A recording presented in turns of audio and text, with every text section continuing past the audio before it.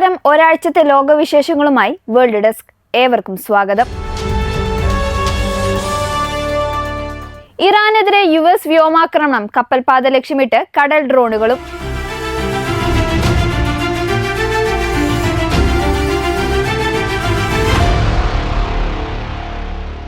പശ്ചിമേഷ്യയിൽ യുദ്ധപ്രതീതി ജനിപ്പിച്ചുകൊണ്ട് ഇറാനിലെ വിവിധ സൈനിക കേന്ദ്രങ്ങൾ ലക്ഷ്യമിട്ട് അമേരിക്കയുടെ ശക്തമായ ആക്രമണം തുടരുന്നു. തുടർച്ചയായ മൂന്നാമത്തെ രാത്രിയിലും ഇറാനിൽ വൻതോതിൽ വ്യോമാക്രമണം നടന്നതായി US സെൻട്രൽ കമാൻഡ് ഔദ്യോഗികമായി സ്ഥിരീകരിച്ചു. ഹോർമൂസ് കടലിടുക്കിലൂടെയുള്ള അന്താരാഷ്ട്ര കപ്പൽ ഗതാഗതത്തിന് ഭീഷണി ഉയർത്തുന്ന ഇറാന്റെ സൈനിക ശേഷി തകർക്കുക എന്ന ലക്ഷ്യത്തോടെയാണ് കമാൻഡർ ഇൻ ചീഫിന്റെ പ്രത്യേക നിർദ്ദേശപ്രകാരം ഈ സൈനിക നടപടിയെന്ന് അമേരിക്ക വ്യക്തമാക്കി. ഇറാനിലെ പ്രധാന തുറമുഖ നഗരമായ ബദർ അബ്ബാസിലാണ് കഴിഞ്ഞ രാത്രി US ശക്തമായ ആക്രമണം അഴിച്ചുവിട്ടത്. ഇവിടെ വലിയ സ്ഫോടന ശബ്ദങ്ങൾ കേട്ടതായും ഇറാന്റെ വ്യോമ പ്രതിരോധ സംവിധാനങ്ങൾ സജ്ജമാക്കിയതായും ഇറാനിയൻ വാർത്താ ഏജൻസി റിപ്പോർട്ട് ചെയ്തു. ഇതാദ്യമായാണ് ഇറാനെതിരെയുള്ള സൈനിക നടപടിയിൽ അമേരിക്ക സീ ഡ്രോൺസ് ഉപയോഗിക്കുന്നത്. ഇറാന്റെ ഒരു മുങ്ങിക്കപ്പലും കപ്പൽ അറ്റകുറ്റപ്പണി നടത്തുന്ന പ്രമുഖ കേന്ദ്രവും സീ ഡ്രോണുകൾ ഉപയോഗിച്ച് തകർത്തതിന്റെ ദൃശ്യങ്ങൾ US സൈന്യം പുറത്തുവിട്ടു. ഇറാന്റെ വ്യോമ പ്രതിരോധ സംവിധാനങ്ങൾ, റഡാർ സ്റ്റേഷനുകൾ, മിസൈൽ ഡ്രോൺ വിക്ഷേപണ കേന്ദ്രങ്ങൾ, സൈനിക ബോട്ടുകൾ എന്നിവ അമേരിക്ക ആക്രമണത്തിൽ തകർത്തു. കഴിഞ്ഞ ദിവസങ്ങളിൽ മഷ്ഹാറിലുള്ള ഒരു കാർഷിക പമ്പിംഗ് സ്റ്റേഷന് നേരെയുണ്ടായ US വ്യോമാക്രമണത്തിൽ ഒരാൾ കൊല്ലപ്പെടുകയും 4 പേർക്ക് പരിക്കേൽക്കുകയും ചെയ്തിരുന്നു. ഹോർമൂസ് കടലിടുക്കിലൂടെ കടന്നുപോകുന്ന സാധാരണക്കാരുടെയും വാണിജ്യ കപ്പലുകളുടെയും സുരക്ഷയ്ക്ക് ഇറാന്റെ ഇസ്ലാമിക് റവല്യൂഷണറി ഗാർഡ് കോർ വലിയ ഭീഷണിയുയർത്തുന്നു എന്നാണ് അമേരിക്കയുടെ ആരോപണം. ഈ മേഖലയിലെ ഇറാന്റെ ആക്രമണ സ്വഭാവം ഇല്ലാതാക്കാനാണ് തുടർച്ചയായ വ്യോമാക്രമണങ്ങളിലൂടെ തങ്ങൾ ശ്രമിക്കുന്നതെന്ന് US സെൻട്രൽ കമാൻഡ് എക്സിലൂടെ അറിയിച്ചു. ഹോർമൂസ് കടലിടുക്കിൽ വാണിജ്യ കപ്പലുകളെയും സാധാരണക്കാരെയും ആക്രമിക്കാനുള്ള ഇറാന്റെ ശേഷിയെ കനത്ത രീതിയിൽ പ്രതിരോധിക്കാൻ ഈ ആക്രമണങ്ങളിലൂടെ സാധിച്ചിട്ടുണ്ട്, US സെൻട്രൽ കമാൻഡ് അറിയിച്ചു. അതിനിടെ അമേരിക്ക വെടിനിർത്തൽ കരാർ പരസ്യമായി ലംഘിച്ചുവെന്ന് ഇറാൻ കുറ്റപ്പെടുത്തി. ഇരു രാജ്യങ്ങളും തമ്മിൽ മുൻപ് ഒപ്പുവെച്ചിരുന്ന ധാരണാപത്രം ഇനി നടപ്പിലാക്കില്ല എന്ന് ഇറാൻ ഔദ്യോഗികമായി പ്രഖ്യാപിച്ചതോടെ നയതന്ത്ര ബന്ധം പൂർണ്ണമായും പ്രതിസന്ധിയിലായിരിക്കുകയാണ്. അമേരിക്ക തങ്ങളുടെ വാഗ്ദാനങ്ങൾ പാലിക്കുന്നതിൽ പരാജയപ്പെട്ടുവെന്നും ഉത്തരവാദിത്തങ്ങൾ നിറവേറ്റുന്നതുവരെ കരാറുമായി മുന്നോട്ടു പോകില്ല എന്നും ഇറാൻ വിദേശകാര്യ മന്ത്രാലയ വക്താവ് ഇസ്മയിൽ ഖബായ മാധ്യമങ്ങളോട് വ്യക്തമാക്കി. വരും ദിവസങ്ങളിൽ മേഖലയിലെ സംഘർഷം കൂടുതൽ സങ്കീർണമാകാനാണ് സാധ്യതയെന്നാണ് അന്താരാഷ്ട്ര നിരീക്ഷകർ വിലയിരുത്തുന്നത്.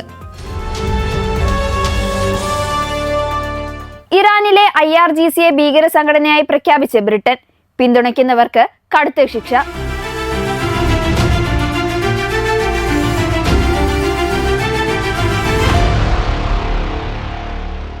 ഇറാൻ സർക്കാരിന്റെ ഔദ്യോഗിക സൈനിക വിഭാഗമായ IRGCയെ ഭീകര സംഘടനകളുടെ പട്ടികയിൽ ഉൾപ്പെടുത്തി ബ്രിട്ടൻ. UK ആഭ്യന്തര സെക്രട്ടറി ഷബാന മൊഹമ്മൂദാണ് രാജ്യസുരക്ഷ മുൻനിർത്തിയുള്ള ഈ നിർണായക തീരുമാനം പ്രഖ്യാപിച്ചത്. പുതിയ ദേശീയ സുരക്ഷാ നിയമപ്രകാരം ബ്രിട്ടൻ നിരോധിക്കുന്ന ആദ്യ വിദേശ ഔദ്യോഗിക സൈനിക ഗ്രൂപ്പാണ് IRGC. ഈ പ്രഖ്യാപനത്തോടെ UKയിൽ IRGCയെ പിന്തുണയ്ക്കുന്നതോ സഹായിക്കുന്നതോ അവരുടെ യോഗങ്ങളിൽ പങ്കെടുക്കുന്നവർക്കോ 14 വർഷം വരെ തടവ് ശിക്ഷ ലഭിക്കാവുന്ന ഗുരുതര ക്രിമിനൽ കുറ്റമായി മാറും. ബ്രിട്ടന്റെ ആഭ്യന്തര സുരക്ഷയ്ക്കും താൽപര്യങ്ങൾക്കും IRGC വലിയ ഭീഷണി ഉയർത്തുന്നു എന്ന വ്യക്തമായ തെളിവുകളുടെ അടിസ്ഥാനത്തിലാണ് നടപടിയെന്ന് ആഭ്യന്തര മന്ത്രാലയം വ്യക്തമാക്കി. പ്രധാന കാരണങ്ങൾ ഇവയാണ്. UKയിലെ യഹൂദ സംഘടനകൾക്കും കേന്ദ്രങ്ങൾക്കും നേരെ സമീപകാലത്തുണ്ടായ ആക്രമണങ്ങൾക്ക് പിന്നിൽ IRGCയുടെ സാന്നിധ്യം കണ്ടെത്തിയിട്ടുണ്ട്. ലണ്ടൻ ആസ്ഥാനമായി പ്രവർത്തിക്കുന്ന ഇറാൻ ഇന്റർനാഷണൽ ടെലിവിഷനിലെ മാധ്യമപ്രവർത്തകരെ വധിക്കാൻ ഇറാൻ നടത്തിയ ഗൂഢാലോചനകൾക്ക് പിന്നിൽ ഈ സംഘടനയാണെന്ന് UK ആരോപിക്കുന്നു.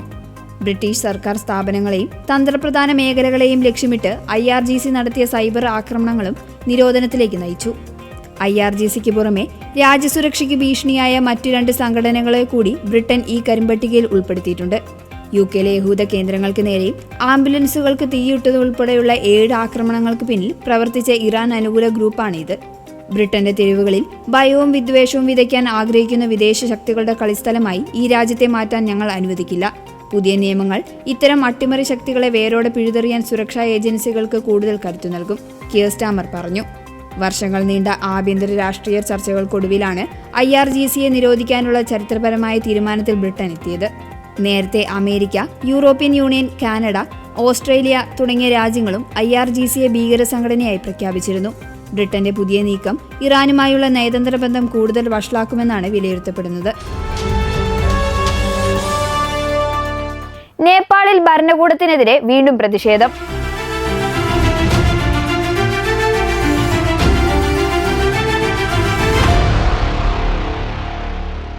വൻ ജനപിന്തുണയോടെ കാഠ്മണ്ഡുവിന്റെ മേയറായും തുടർന്ന് നേപ്പാളിന്റെ അധികാരത്തിലേക്കും ഉയർന്ന ബാലേന്ദ്ര ഷായുടെ ഭരണകൂടത്തിനെതിരെ രാജ്യത്ത് ജനരോക്ഷം ശക്തമാകുന്നു. മുനിസിപ്പൽ പോലീസിന്റെ കടുത്ത നടപടികളിൽ മനംനൊന്ത് കാഠ്മണ്ഡുവിൽ 25-കാരനായ ബൈക്ക് ടാക്സി ഡ്രൈവർ സ്വയം തീകൊളുത്തി മരിച്ച സംഭവമാണ് നിലവിലെ വൻ പ്രതിഷേധങ്ങൾക്ക് വഴിവെച്ചത്. മുഗു സ്വദേശിയായ ഗണേഷ് നേപ്പാളി എന്ന യുവാവാണ് ക്രൂരമായ പോലീസ് നടപടിയെ തുടർന്ന് ആത്മഹത്യ ചെയ്തത്. ഇതോടെ പാവപ്പെട്ട തൊഴിലാളികളോടുള്ള ഭരണകൂടത്തിന്റെ ക്രൂരതയ്ക്കെതിരെ കാഠ്മണ്ഡുവിന്റെ തെരുവുകളിൽ കനത്ത പ്രതിഷേധമാണ് ഇരുമ്പുന്നത്. കഴിഞ്ഞ വ്യാഴാഴ്ച കാഠ്മണ്ഡുവിലെ പാസ്പോർട്ട് ഓഫീസിന് മുന്നിൽ വെച്ചാണ് സംഭവം നടന്നത്. വഴിയരികിൽ യാത്രക്കാരെ കാത്തുനിൽക്കുകയായിരുന്ന ഗണേഷിന്റെ മോട്ടോർ സൈക്കിൾ നോ പാർക്കിംഗ് മേഖലയിലാണെന്ന് ആരോപിച്ച് മുനിസിപ്പൽ പോലീസ് വീൽ ലോക്ക് ചെയ്യുകയായിരുന്നു. 1000 നേപ്പാളി രൂപ പിഴയടയ്ക്കണമെന്ന് പോലീസ് ആവശ്യപ്പെട്ടു. കുടുംബം പുലർത്താൻ പലിശയ്ക്ക് പണമെടുത്ത് ബൈക്ക് വാങ്ങിയ ഗണേഷിന് ഈ തുക താങ്ങാനാവില്ലായിരുന്നു. തന്റെ വാഹനം വിട്ടു നൽകാൻ പോലീസിനോട് ഗണേഷ് കെഞ്ചിയെങ്കിലും അവർ വഴങ്ങിയില്ല. തുടർന്ന് ബൈക്കിൽ നിന്ന് പെട്രോൾ എടുത്ത് സ്വന്തം ശരീരത്തിലേക്ക് ഒഴിച്ച് യുവാവ് തീ കൊളുത്തുകയായിരുന്നു. 60% പൊള്ളലേറ്റ യുവാവിനെ വിദഗ്ധ ചികിത്സയ്ക്കായി ഇന്ത്യയിലെ എയിംസ് ആശുപത്രിയിലേക്ക് മാറ്റാൻ സർക്കാർ ശ്രമിച്ചെങ്കിലും ആരോഗ്യനില മോശമായതിനെ തുടർന്ന് കഴിഞ്ഞ വെള്ളിയാഴ്ച കാഠ്മണ്ഡുവിലെ ആശുപത്രിയിൽ വെച്ച് മരണത്തിന് കീഴടങ്ങി. യുവാവിന്റെ മരണവാർത്ത പുറത്തു വന്നതോടെ കാഠ്മണ്ഡു തെരുവുകൾ നിശ്ചലമായി. 100 കണക്കിന് സഹപ്രവർത്തകരും യുവാക്കളും മൈദീഗർ മണ്ഡലയിൽ ഒത്തുകൂടി പന്തം കൊളുത്തി പ്രകടനവും മെഴുകുതിരി തെളിയിക്കലും നടത്തി. ട്രാഫിക് ഭീകരത അവസാനിപ്പിക്കുക, പാവപ്പെട്ടവരോടുള്ള ക്രൂരത അവസാനിപ്പിക്കുക തുടങ്ങിയ ആവശ്യങ്ങൾ ഉന്നയിച്ച് സെക്രട്ടേറിയറ്റിനു മുന്നിലും ജനങ്ങൾ തടിച്ചുകൂടി. കുടിയേറ്റക്കാരെ ക്രൂരമായി ഒഴിപ്പിക്കുന്ന ഷായുടെ നഗരവികസന നയങ്ങളാണ് ഈ ദാരുണ സംഭവത്തിലേക്ക് നയിച്ചതെന്ന് ജനങ്ങൾ കുറ്റപ്പെടുത്തുന്നു. ഇടതുപക്ഷ പ്രതിപക്ഷ കക്ഷികൾ പാർലമെന്റിൽ ഈ വിഷയം ശക്തമായി ഉന്നയിച്ചതോടെ ഭരണകൂടം കടുത്ത സമ്മർദ്ദത്തിലായി. 3 വർഷം മുൻപ് മറ്റൊരു യുവാവ് സമാന രീതിയിൽ ആത്മഹത്യ ചെയ്തപ്പോൾ ഭരണകൂടത്തിന്റെ പരാജയമാണിതിന് കാരണമെന്ന് ഷാ എഴുതിയ ഫേസ്ബുക്ക് പോസ്റ്റ് പ്രതിപക്ഷം സഭയിൽ വായിച്ചു കേൾപ്പിച്ചു. സംഭവത്തെക്കുറിച്ച് അന്വേഷിക്കുവാൻ ഡെപ്യൂട്ടി ഇൻസ്പെക്ടർ ജനറൽ ഗോവിന്ദ് തപാലിയുടെ നേതൃത്വത്തിൽ 5-അംഗ അന്വേഷണ സമിതിയെ നേപ്പാൾ സർക്കാർ നിയോഗിച്ചിട്ടുണ്ട്. കൂടാതെ സംഭവ സ്ഥലത്തുണ്ടായിരുന്ന 3 മുനിസിപ്പൽ പോലീസ് ഉദ്യോഗസ്ഥരെ കസ്റ്റഡിയിലെടുത്തിട്ടുണ്ട്. എന്നാൽ കുടുംബത്തിന് അർഹമായ നഷ്ടപരിഹാരവും സുരക്ഷയും ലഭിക്കാതെ മൃതദേഹം ഏറ്റെടുക്കില്ല എന്ന ഉറച്ച നിലപാടിലാണ് ബന്ധുക്കൾ. കോംഗോയിൽ എബോള വ്യാപനം രൂക്ഷം. സ്വന്തം പൗരന്മാർക്ക് യാത്രാവിലക്ക് ഏർപ്പെടുത്തി അമേരിക്ക.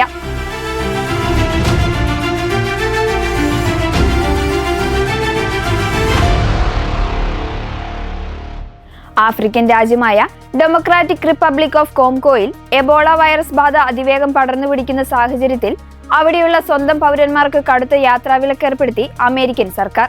കോംഗോയിലുള്ള അമേരിക്കൻ പൗരന്മാർക്കും അവിടെ നിന്ന് അടുത്തിടെ യാത്രയ്ക്ക് തിരിച്ചവർക്കും യുഎസിലേക്കുള്ള വാണിജ്യ വിമാനങ്ങളിൽ കയറുന്നതിനാണ് വൈറ്റ് ഹൌസ് താൽക്കാലിക വിലക്ക് ഏർപ്പെടുത്തിയത്.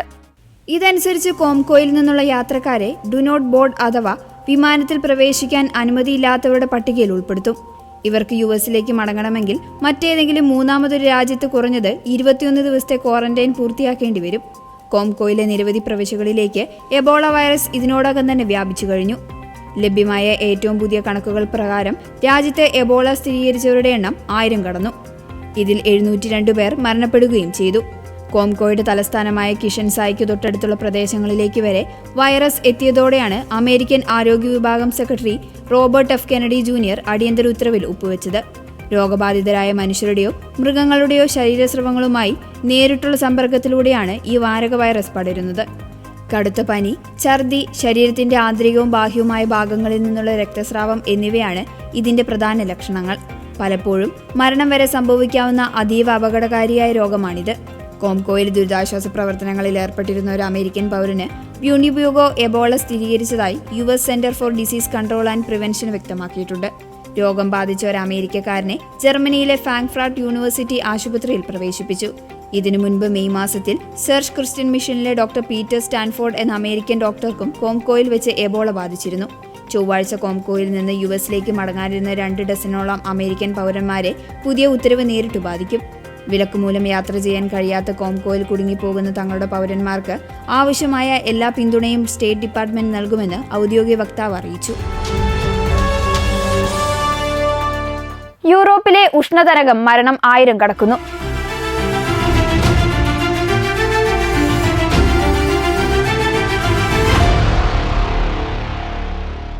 പശ്ചിമ യൂറോപ്പിനെ ഒന്നടങ്കം വിറപ്പിച്ചുകൊണ്ട് കടുത്ത ഉഷ്ണതരംഗവും അതിന്റെ തുടർച്ചയായി പടർന്നു പിടിക്കുന്ന കാട്ടുതീയും ജനജീവിതം ദുസ്സഹമാക്കുന്നു.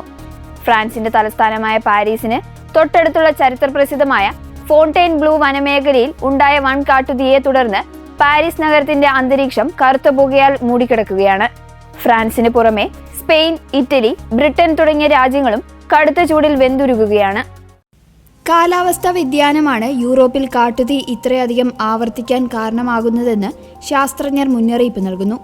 ഈ വേനൽക്കാലത്ത് യൂറോപ്പ് നേരിടുന്ന മൂന്നാമത്തെ വലിയ ഉഷ്ണതരംഗമാണിത്. പാരീസിൽ നിന്നും വെറും 70 കിലോമീറ്റർ മാത്രം അകലെയുള്ള ഫോണ്ടെയിൻ ബ്ലൂ കൊട്ടാരത്തിന് സമീപമാണ് തീ പടർന്നത്. ഫ്രാൻസിന്റെ ചരിത്രത്തിൽ ആദ്യമായി പാരീസ് ഉൾപ്പെടുന്ന ഗ്രേറ്റർ പാരീസ് മേഖലയിൽ കാട്ടുതീ അണയ്ക്കാൻ ഫയർഫോഴ്സ് വിമാനങ്ങൾ രംഗത്തിറങ്ങി. വിമാനങ്ങൾ വിഖ്യാതമായ സെയിൻ നദിയിൽ നിന്ന് വെള്ളം കോരിയെടുത്താണ് വനത്തിലൊഴിച്ചത്. കാട്ടുതീയെ തുടർന്ന് പാരീസിനെയും ലിയോണിയെയും ബന്ധിപ്പിക്കുന്ന A6 ഹൈവേ പൂർണ്ണമായും അടച്ചുപൂട്ടി. ഹൈസ്പീഡ് ട്രെയിൻ സർവീസുകൾ തടസ്സപ്പെടുകയും 800ഓളം ആളുകളെ വീടുകളിൽ നിന്ന് ഒഴിപ്പിക്കുകയും ചെയ്തു. തീ പടരുന്ന സാഹചര്യത്തിൽ വൻ അട്ടിമറി സാധ്യതയുണ്ടെന്ന് ഫ്രഞ്ച് ആഭ്യന്തരമന്ത്രി വ്യക്തമാക്കി. വെറും 1000 മീറ്റർ ചുറ്റളവിൽ 10ഓളം സ്ഥലങ്ങളിൽ ഒരേ സമയം തീപിടുത്തമുണ്ടായത് മനഃപൂർവ്വം തീയിട്ടതാണെന്ന സംശയത്തിന് കാരണമാക്കിയിട്ടുണ്ട്. സംഭവവുമായി ബന്ധപ്പെട്ട് 2 പേരെ പോലീസ് അറസ്റ്റ് ചെയ്തു. ഈ വർഷം മാത്രം ഫ്രാൻസിൽ 32,000 ഹെക്ടർ ഭൂമിയാണ് കത്തിയമർന്നത്. നിലവിൽ പാരീസ് ഉൾപ്പെടെയുള്ള പ്രദേശങ്ങളിലെ 26 മില്യൺ ജനങ്ങൾ കടുത്ത ഉഷ്ണതരംഗത്തിന്റെ റെഡ് അലർട്ടിലാണ്. സ്പെയിനിലെ തെക്കൻ പ്രവിശ്യയായ അമേരിക്കയിലുണ്ടായ കാട്ടുതീയിൽ മരിച്ചവരുടെ എണ്ണം 13ആയി ഉയർന്നു. പൊള്ളലേറ്റ 96 വയസ്സുള്ള ബ്രിട്ടീഷ് വനിത ഞായറാഴ്ച മരിച്ചതോടെയാണിത്. ഇനിയും 10 പേരെ കണ്ടെത്താനുണ്ട്. മറുവശത്ത് കടുത്ത ചൂട് കാരണം യൂറോപ്പിലാകെ ജനങ്ങൾ മരണപ്പെട്ടുവെന്നാണ് റിപ്പോർട്ടുകൾ സൂചിപ്പിക്കുന്നത്. ജൂൺ അവസാനമുണ്ടായ ഉഷ്ണതരംഗത്തിൽ യൂറോപ്യൻ രാജ്യങ്ങളിൽ പതിവിലും കൂടുതൽ 10,650 മരണങ്ങൾ രേഖപ്പെടുത്തിയിട്ടുണ്ട്. ഇതിലും ഭൂരിഭാഗവും 65 വയസ്സിന് മുകളിലുള്ളവരാണ്. ലണ്ടൻ ഇംപീരിയൽ കോളേജ് പഠനമനുസരിച്ച് മെയ് ജൂൺ മാസങ്ങളിലായി ഇംഗ്ലണ്ടിലും വെനസ്വേലയിലുമായി 2,700-ലധികം ആളുകൾ ചൂട് കാരണം മരണപ്പെട്ടു. അടുത്തതായി ഇറ്റലിയിലേക്കും കടുത്ത ഉഷ്ണതരംഗം വ്യാപിക്കുകയാണ്. ഇറ്റലിയുടെ ഭാഗമായ സാർഡിയാനയിൽ വ്യാഴാഴ്ച താപനില 42 മുതൽ 43 ഡിഗ്രി സെൽഷ്യസ് വരെ ഉയർന്നേക്കുമെന്നാണ് കാലാവസ്ഥാ നിരീക്ഷകർ പറയുന്നത്. ഹോർമൂസ് കടലിടുക്കിലെ സുരക്ഷയ്ക്ക് 20% ഫീസ് വേണം. കടുത്ത പ്രഖ്യാപനങ്ങളുമായി ഡൊണാൾഡ് ട്രംപ്.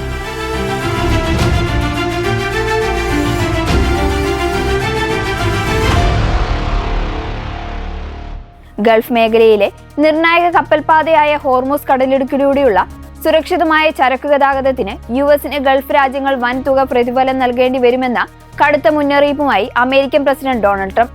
ഹോർമൂസ് കടലിടുക്കിലൂടെ കടന്നുപോകുന്ന എല്ലാത്തരം ചരക്കുകൾക്കും മേൽ 20% നികുതി ഈടാക്കണമെന്നാണ് ട്രംപിന്റെ പ്രഖ്യാപനം.